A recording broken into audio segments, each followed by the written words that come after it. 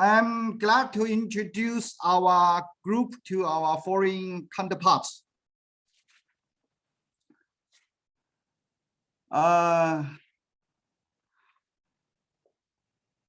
My teachers and I went into the field of transportation around 1985 to do some researches.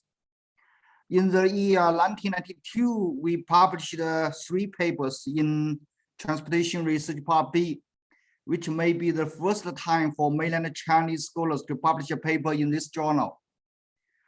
Then our research group has developed relatively fast and produced more research results. So far, I estimate we have published more than 200 papers in subjournals as a transportation research series, transportation science, operations research, European Journal of Operations Research. We have published monographs in English and several in Chinese. We also have joined good international academic organization, and we have organized top international academic conferences such as ISTTT.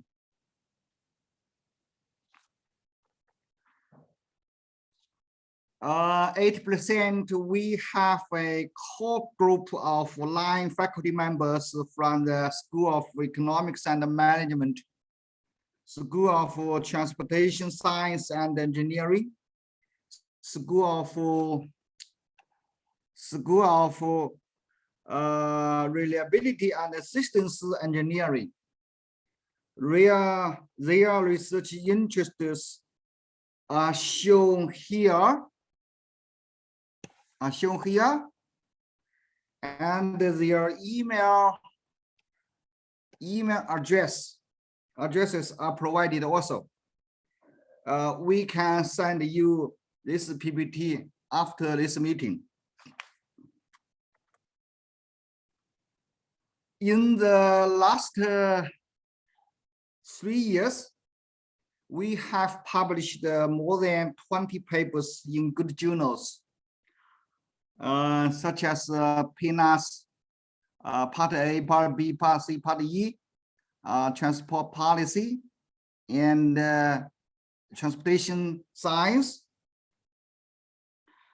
We just finished 2 important research projects. This one, and we now have 2 big ongoing projects. They all resolve around various transportation issues, such as future urban transportation management, the transportation issues in urban agglomerations. Our international cooperation is also driven by specific research projects, such as with Netherlands, with Hong Kong, and with Europe. Dynamic activity trip allocation in super networks, multi-objective design optimization, and realization of network congestion-based pricing, similar. Next, I would like to introduce our main research directions. Below each figure,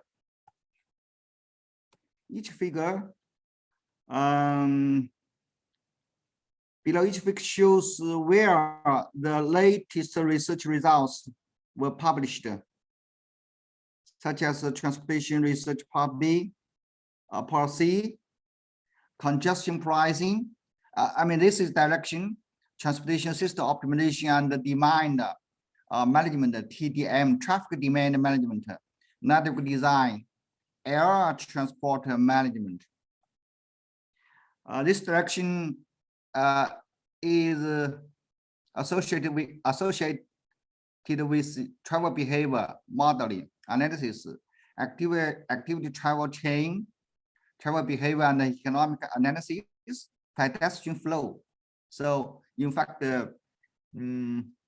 few members and their students are working in this field, pedestrian movement, pedestrian behavior, and evacuation from one room, from the supermarket. The third direction is traffic assignment.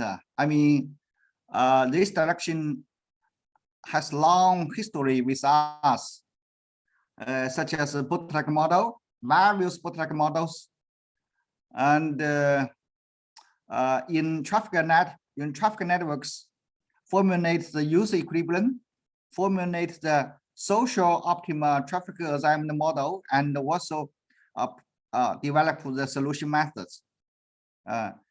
Now we have pushed forward this topic into dynamic traffic assignment. You know, the DTA, dynamic traffic assignment, is a very difficult and hot topic because it is related to the ITS, Intelligent Transportation System, DTA. This is a key component for network planning. And yeah, this paper published in Operations Research.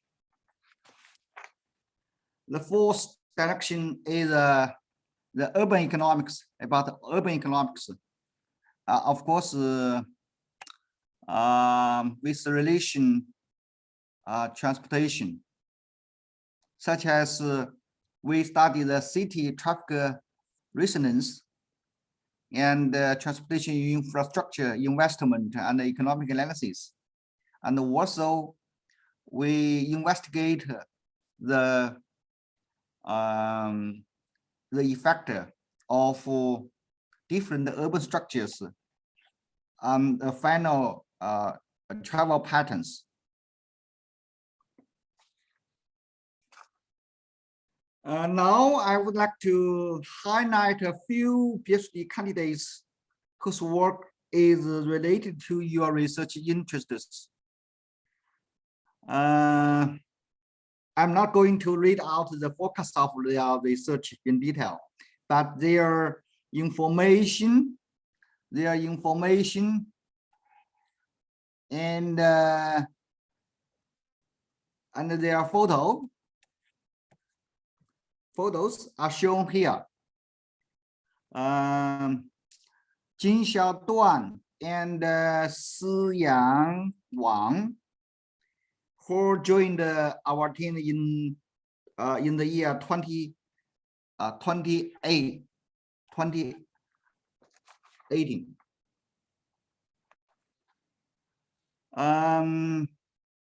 Xinqi Yang or Yang Xinqi, Xinqi Yang, Ting Miao, Hai Hongxu, joined in the year 2019.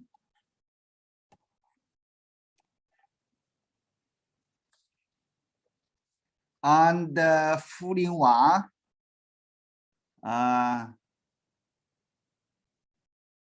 Wang, Wang Han, and Yuan Sui Yuan, joined in the year 2020.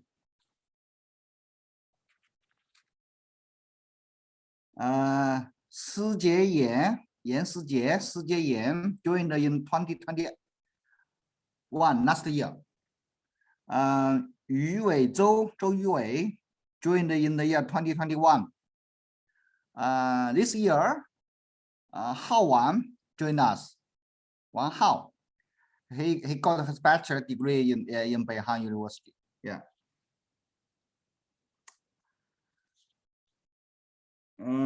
These slides gives a match between research directions or interests by our two sites. I know this is your research directions.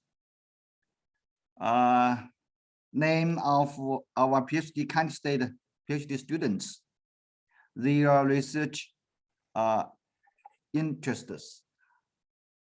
We think they are close relation. You can see close relation. Finally, I would like to say one more words to our foreign friends. We are looking forward to seeing. We are looking forward to see you soon in person, and you are greatly welcome to visit and work in our team. Maybe next year. So a situation becomes better and better. So for saving time, I just presented. So stop here. Okay. Thank you very much, Jun. This was a very sorry. Thank you very much. Yeah, thank you very much for your presentation. It was very rich and interesting. So it would be nice if you could share it with us, especially the contacts of the students and the names, so that our students can get in touch with them if there is possible collaborations there. So that's great. And it's really very impressive, the work you presented, and also I think it's very interesting that you showed us these possible links. So that's very good and very nice for us to have all this information. And thank you very much for the invitation to Beijing next year. So I would really like to come. So if it's possible, then we will try to make this happen. Yeah, let's see what is possible next year. Thank you very much. Yeah. And so now, are there any questions or?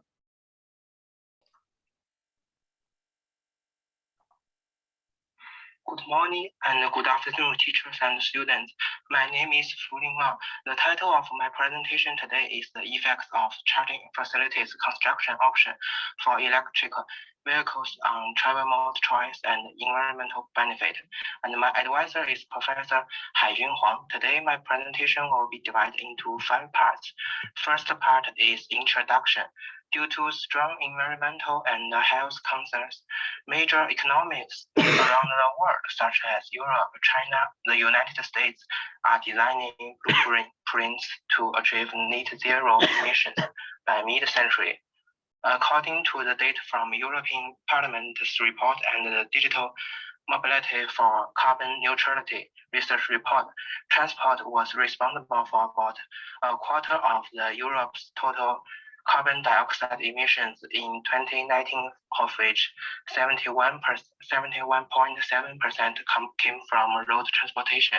What's more, transport is the only sector where greenhouse gas emissions have increased in the past 3 decades, rising 33.5% between 1990 and 2019. Just like the picture in the right place. The same year in China, total carbon emissions from China's transportation sector are about 1.1 billion tons, accounting for about 10% of the country's total carbon emissions, of which 80% came from road transportation. And there are 2 ways to reduce carbon dioxide emissions from cars. First, by making vehicles more efficient, and the second is by changing the fuel inside. In 2019, the majority of cars road transport in Europe use diesel and followed by petrol. However, electric cars are gaining traction, representing 11% of all new registered passenger vehicles in 2020. Vehicle electrification is considered a key technology in reducing carbon emissions and improving environmental quality in modern cities. Of course, there are many problems in increasing the adoption rate of electric vehicles, such as range anxiety, economic factors, and so on. And studies have shown that the electric vehicle adoption depends considerably on the continuous expansion of charging networks with adequate access to charging facilities necessary to elevate range anxiety. Providing public charging infrastructure is especially crucial for high-density cities, while home charging is often feasible due to the scarcity of single-family housing units and the lack of individual parking space.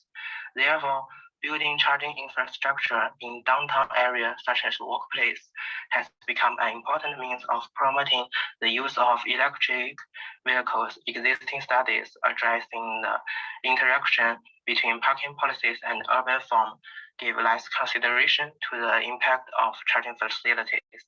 That's why I want to do this research. And the second is the literature review. So the electric vehicle charging is available at different space, costs, and locations, and this must be tailored to fit drivers' needs.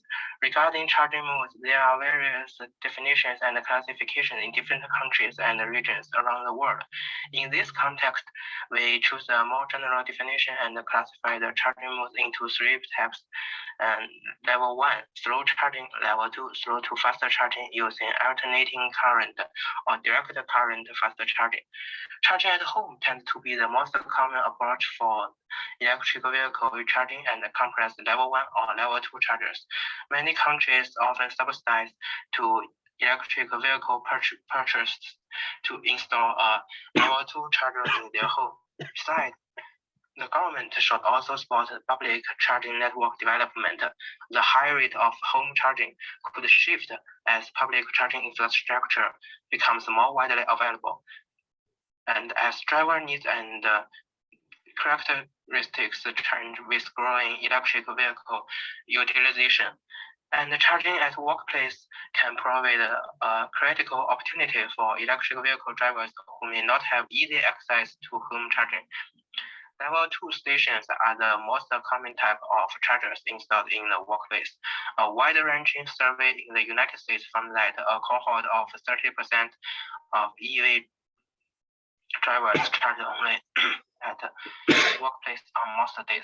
Related to the charging infrastructure, there are two popular research streams which are determining the optimal placement of charging stations and determining the optimal size of a station in terms of the number of chargers.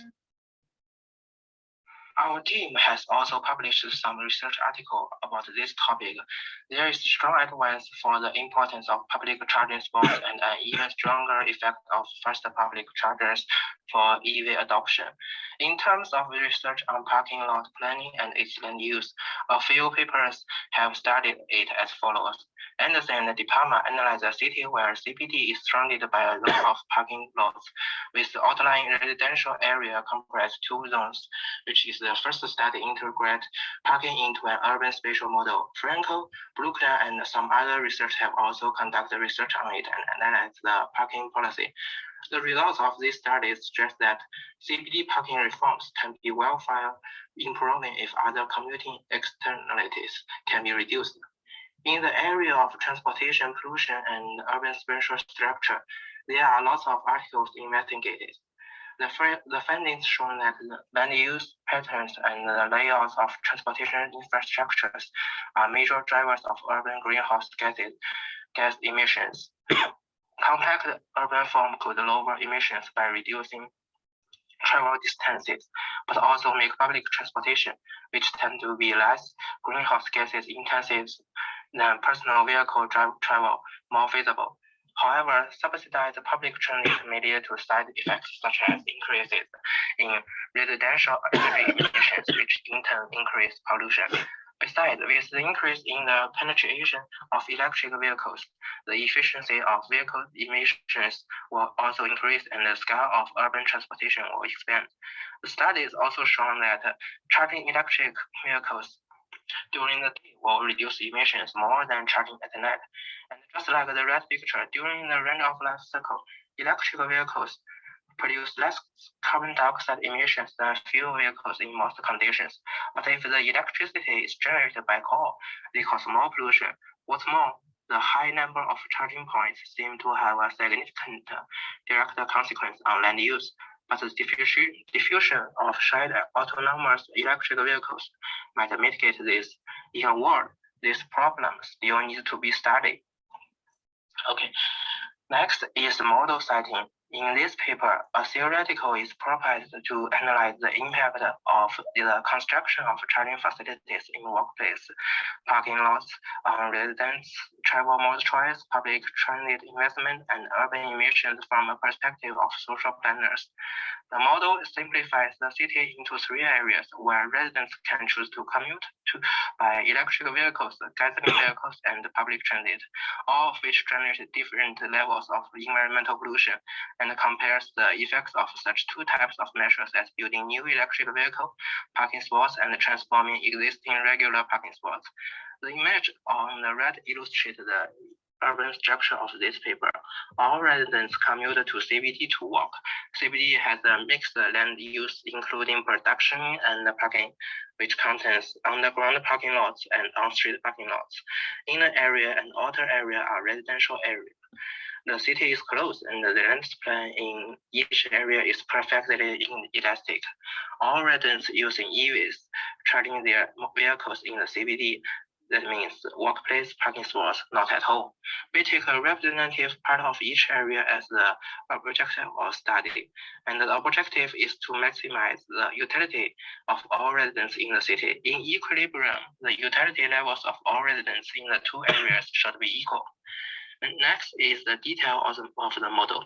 We use subscript CDS to denote CBD in area and outer area. The distance of each area from CBD is BI. The number of residents is NI. Total population is M.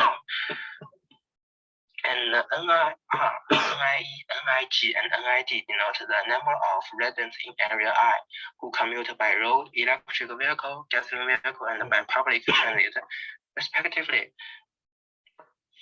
And the land rent is RA, extraneously given. The land area of each region is LI. And the utility of a resident in each area is given by the quasi-linear function, just like in the red place. The function V satisfies first derivative is positive and second order derivative is negative, so that is increasing and concave. MI represents all non-land consumption, and it is the numeral good with a constant normalized to unity. The final alpha E term accounts for the damages associated with total urban area greenhouse gas emissions E. Coefficient alpha is the marginal damage associated with 1 unit of emissions assumed to be a constant. In this paper, we only consider pollution's global effects, no local effects, and individuals can migrate without costs between the areas. In terms of production technology, production in the CBD depends on land and labor inputs with a CRS, which means the certain return to scale production function. Due to the number of workers equal to the total population, which is fixed, the output is assumed to take only land as a variable input for simplicity, and the marginal product of land is positive. Agglomeration economics in CBD production are absent, and the land input in CBD is shown in the equation. Related to the parking policy, all workplace parking spots in CBD are assumed to be built underground. If the underground parking space is occupied, residents can park in the surface space. That means on street parking spots. The total supply of workplace parking spots in CBD is modeled as juxtaposition of many underground facilities, where the total floor area is A with line.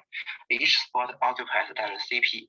Capacity can only be expanded by building more underground floors. The total cost and the average cost of workplace parking spots is shown in the formula.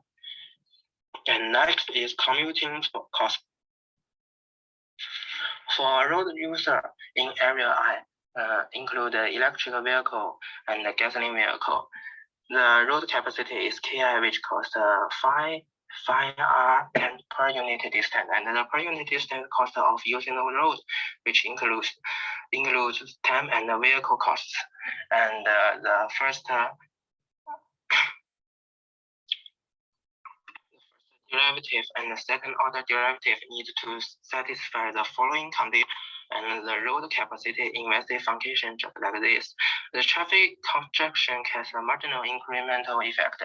Increasing road capacity alleviates congestion, but marginal benefits diminish. And for public transit user, the public transit link is segregated from road transport, just like a suburban rail line, and its frequency is already at its technical limit. So its capacity equal to all the people who use public transit, and the public transit capacity has a constant marginal cost. Okay, next is the charging policy. In charging policy, we assume that all residents using EVs charge their vehicles in CBD. And social planners has two service strategies: transforming existing spots or building new EV-enabled spots. The proportion of the planner choosing a transforming stage is beta, and the total investment function just like this. And related to environmental pollution, each electric vehicle user, gasoline vehicle user, and public transit user in zone I produce different levels of units of emissions respectively. And a resident who consumes QI units of land generate each function units of residential emissions due to energy use for heating, cooling, appliances, and so on. And the marginal emission factors is EH, and the function H is also needed to satisfy the condition, and the more land consume more energy, but that increases in energy consumption are diminishing on the margin. Last is the social planners problem, and I combined all the restrictions into this formula. And the first restriction is the budget restriction, and the second is the utility, and third is the land use, and the fourth is the parking spaces restriction, and the fifth is the environmental pollution, and the last is the urban population. The fourth part is the theoretical analysis. In this part, we taking one partial derivatives with respect to all the decisions variables. The first order conditions for the social planners problem can be manipulated to yield a set of necessary conditions for an optimum. And from this formula, we found some conclusions. The first is the optimal division of the population between the inner area and outer area. This condition characterizes the division of the population, and when it is optimal, the resource consumption of an extra person is equal in the two areas. And next is the optimal balance between road and public transit users.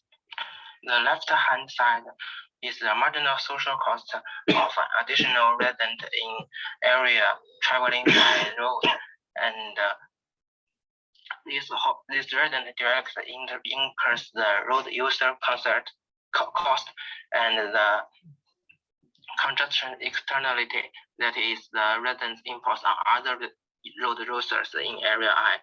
And the last term represents the social cost of the carbon dioxide emissions associated with road travel. And on the right-hand side is the marginal social cost of an additional resident in zone I. traveling by public transit. At the optimum, the marginal social cost of road and the public transit residents in each area must be in equilibrium. And the third is the optimal road capacity investment for each area. This rule determines the optimal road capacity. It intuitively states that the social planner should invest in road capacity until the marginal benefit of adding capacity becomes equal to the marginal cost. And the fourth is the optimal balance between different parking spot patterns. And that means the social cost of building a new additional parking spot of different modes should be the same in the equilibrium. Besides, we also found the trend in home density and population density. In the optimal solution, the home size increased monotonically and the population density decreased monotonically with distance from the CBD. And I also found some conclusion from the numerical simulation. And the first is that if there are no underground parking spots in the CBD in the initial state, when emphasis is placed on environmental pollution, public transit and electric vehicles dominate the travel of urban residents. Conversely, public transit and four vehicles dominate. And if there are some underground parking spots in the CBD in the initial state, when emphasis is placed on environmental pollution, setting initial parking spaces will increase the number of people traveling by car. Although people care about the environmental pollution, most of them will use electric vehicle. Some will still use gasoline vehicles. And the third conclusion is that under certain circumstances, the higher the proportion of the planner choosing the transform strategy, the higher the utility for residents. And there is an upper limit to the number of electric vehicle users in the system when other parameters are certain. From this picture, we can see that when the beta come to 1, the utility will begin to stop changing. And the final part is the extensions. And in this part, I think we could add some conditions in the context in the articles in the future. And first is consider the behavior of residents who use electric vehicles charging at home. And now we just consider the residents using electric vehicles and gasoline vehicles parking at workplace parking lots. And next, we could consider the presence of parking lots in residential areas. And we also cite the cost of charging at home for electric vehicle users, or consider that the proportion of electric vehicle users charging at home are based on normal distribution and analyze the impact. Besides, we can also introduce the agglomeration economics and adding residential areas, studying its effect on existing findings. And that's all. Thank you for all your attention. Come to 1.